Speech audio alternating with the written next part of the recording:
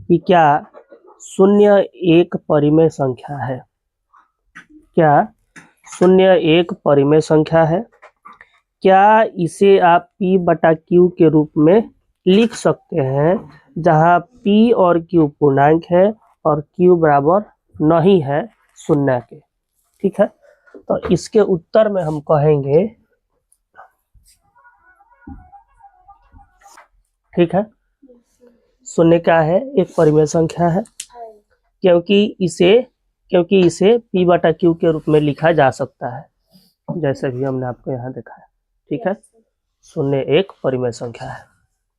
अच्छा, इसके पहले संख्याएं जब हम पढ़ाए थे, संख्याओं के विषय में, हमने जाना था कि सभी पूर्णांक परिमेय संख्या होते हैं, तो पूर्णांक में तो शून्य भी होता है, तो हमने वही जान लिया था।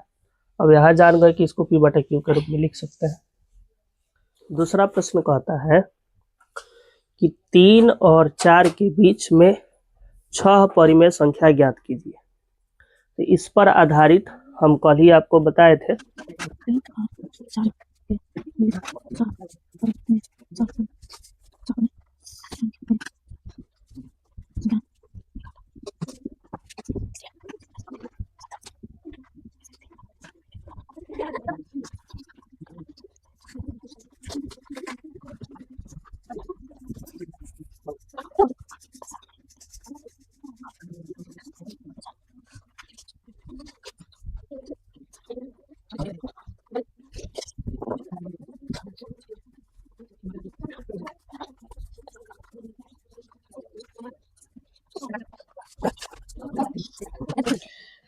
क्वेश्चन नंबर 2 में बोल रहा है 3 एवं 4 के बीच 6 परिमेय संख्याएं निकाले।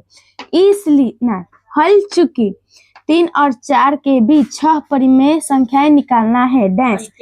इसलिए हमें ध्यान रखना है कि क्वेश्चन में कितना संख्या बोल रहा है, तो 6 बोल रहा है, इसलिए 6 में हम एक जोड़ देंगे तो 7 हो जाएगा।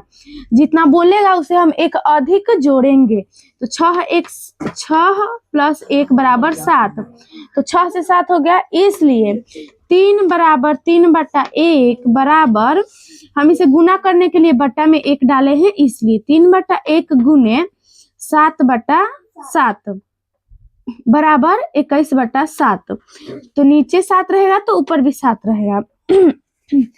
4 इसी तरह 4 बराबर 4 बटा 1 बराबर 4 बटा 1 गुने 7 बटा 7 बराबर 28 बटा 7।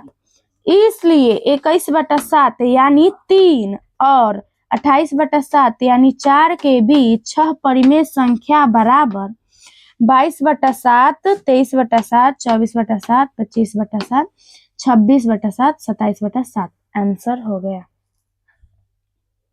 और 22 के यहाँ 21 के बीच, 21 एवं 28 के बीच में बोल रहे थे, 21 के बाद है ना, 21 के छोड़ के 22, 23, 24, 25 और फिर 28 को छोड़ के बीच में बोल रहा है, इसलिए बीच का लेंगे।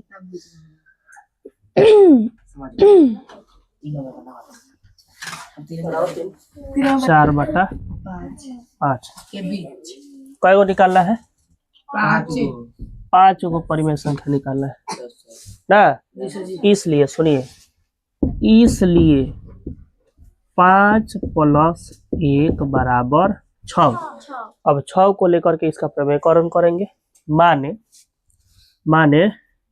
कि 3 बटा 5 बराबर, ध्यान से देखो, 3 बटा 5 बराबर 3 बटा 5 गुने 6 बराबर 6 तिरी 18 और 6 पचे 30। समझे? अच्छा, और दूसरा देखिए, 4 बटा 5 है, तो 4 बटा 5 गुने 6 बराबर 6 चौका 24 और बटा 6 पचे 30। समझे? इसलिए 3 बटा 5 एवं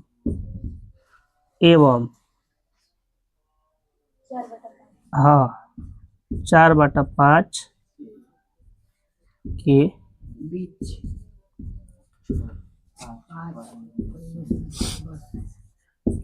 5 परिमेय संख्या,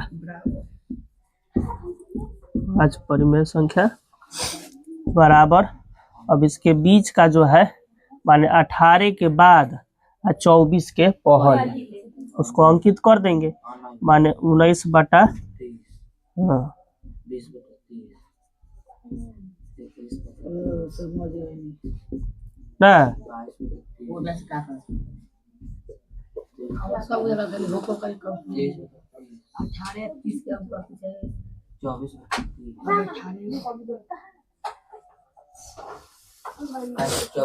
ना। कहने का मतलब है कि आप कह रहे थे कि सर जी सवाल में दिया है कुछ और, यानी आंसर में उत्तरमाला में, और आपका आया है कुछ और। तो सवाल दिया में है से छोड़िए, हम कह रहे कि हमने जो यहाँ लाया है क्या वह गलत है, क्या वह इसके बीच का नहीं है? कैसे? तो अब आप देखो, चूंकि इसका मूल मान हम दशमलव में ज्ञात करें तो 3/5 का मूल मान कितना हो, 3/5 का मान हो जाएगा आपका 0.6 ना हो, समझो ध्यान से यहाँ।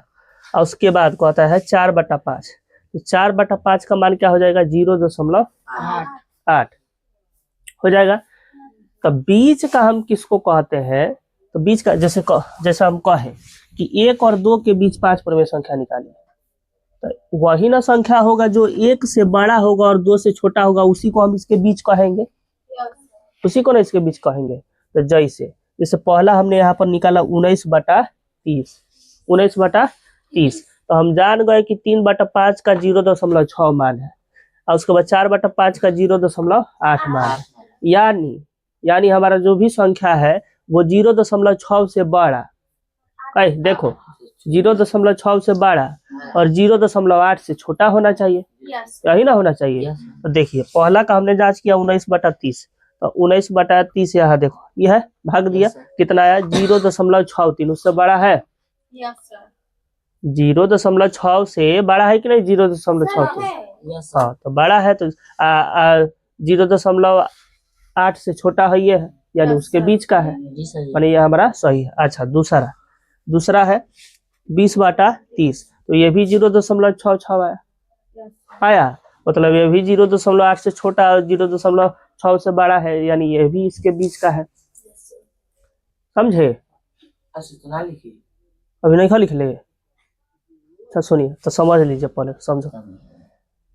ई हमने मंगाया, ठीक, लेकिन आपके उत्तरमाला में दिया हुआ है कथी हो, पढ़ के बोलो, 31/50, और आप अटके हुए हैं उसमें, सर जो कहीं बना दिए गलत तो नहीं है, तो गलत नहीं है, उसमें क्या है, तो हमने देखिए आपके सवाल में कहा था, निभा देखो सवाल पहले देखो, सवाल में कहा था कि 5 परिमेय संख्या ज्ञात कीजिए, तो हमने 6 को लेकर के निकाला, 6 को लेकर के यहाँ निकाला, लेकिन हाँ तो यही अंतर है उसमें और मेरे में, हमने यहाँ पर 6 से प्रमेयीकरण किया और उसने वहां पर में 10 से प्रमेयीकरण, देखो हाँ देखिए, इसी चीज को 6 के जगह हम 10 से प्रमेयीकरण करें, 10 से प्रमेयीकरण करें तो क्या लिख सकते हैं कि 3/5 बराबर 3/5 गुने 10 लिख सकते हैं, तभी क्या हो जाएगा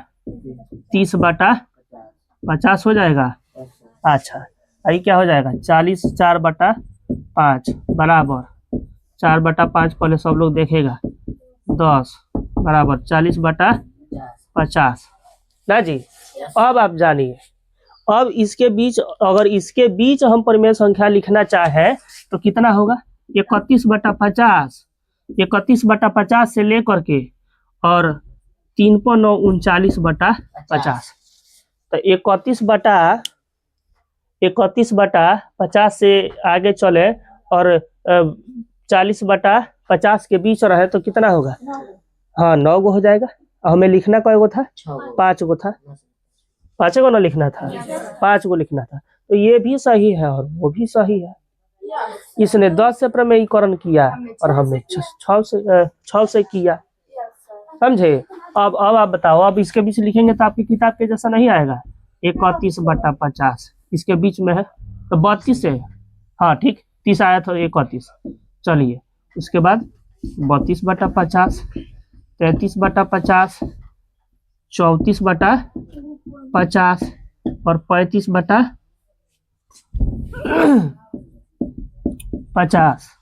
कई गो? 5 गो हो गया है।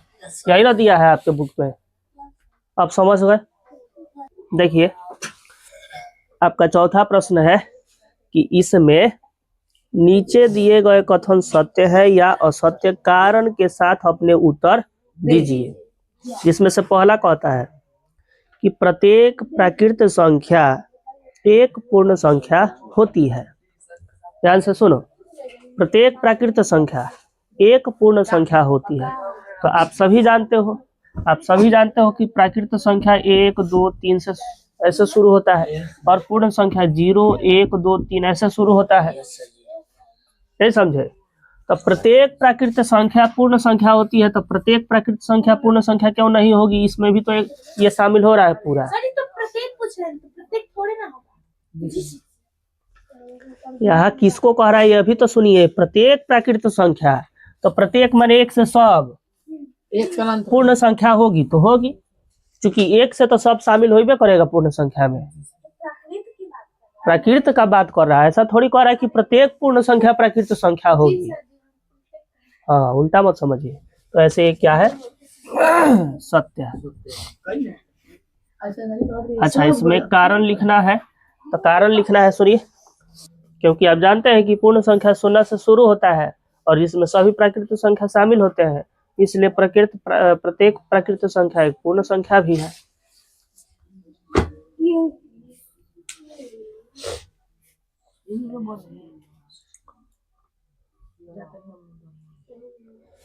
ठीक है, अच्छा रुकिए बाद में लिखिएगा। सुनो वाले, सुनिए। 2 नंबर में कहता है कि प्रत्येक पूर्णांक एक पूर्ण संख्या होती है। प्रत्येक पूर्णांक एक पूर्ण संख्या होती है। अब आप जानो कि प्रत्येक पूर्णांक जब कहे तो -3 भी है और +3 भी है और 0 भी है ना। तो हम तो जान गए कि 0 पूर्ण संख्या है ना, और 3 भी पूर्ण संख्या है। लेकिन क्या -3 पूर्ण संख्या है? पूर्ण संख्या तो हम जानते हैं कि 0 से शुरू होता है और धनात्मक की ओर अनंत जाता है ना। ये ऋणात्मक में तो पूर्ण संख्या नहीं होता है, इसलिए ये गलत कहता है। तो यहाँ हम लिखेंगे असत्य। असत्य क्योंकि -3 एक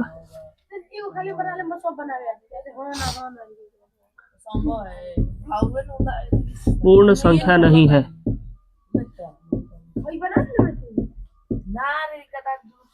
-3 एक पूर्ण संख्या नहीं है, किंतु पूर्णांक है ना हो, किंतु पूर्णांक है।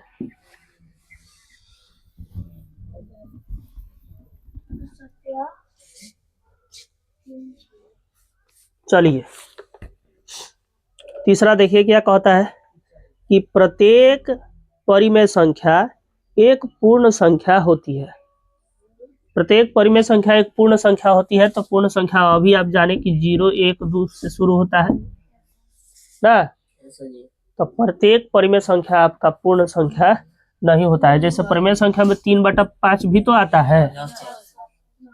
हम जानते हैं कि प्रत्येक पूर्ण संख्या को p/q के रूप में लिख सकते हैं, लेकिन प्रत्येक परिमेय संख्या को तो हम पूर्ण संख्या में नहीं ना बदल सकते हैं। जैसे 3/5 एक परिमेय संख्या है, लेकिन पूर्ण संख्या तो नहीं है, इसलिए ये असत्य है। हाँ, क्योंकि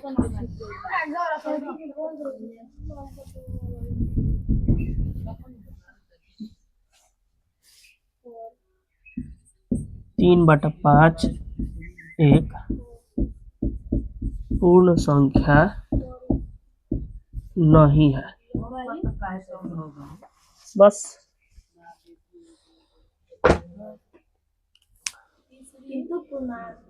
हाँ, किंतु परिमेय संख्या है। ऐसा जो लिखिएगा किंतु परिमेय संख्या है। हाँ, लिख दीजिए चाहे रहने दीजिए, कोई दिक्कत, इतना से तो समझिएगा।